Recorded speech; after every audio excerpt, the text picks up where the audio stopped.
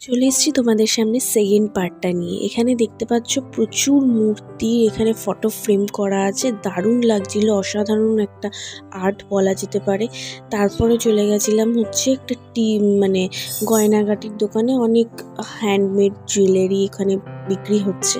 তারপরে দেখছিলাম একটা ছেলে নিজেই আঁকছিল, তুলি দিয়ে এঁকে এঁকে এই টি শার্টগুলো তৈরি করেছে। আমার কিন্তু দারুণ লেগেছে, ভীষণ সুন্দর।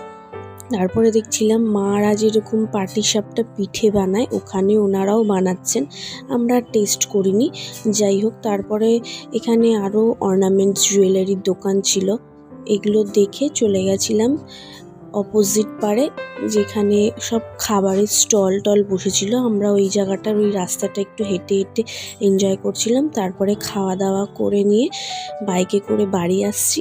প্রচণ্ড ঠান্ডা, 31st নাইট, বেশিক্ষণ বাইরে থাকিনি। চলো দেখা হচ্ছে নেক্সট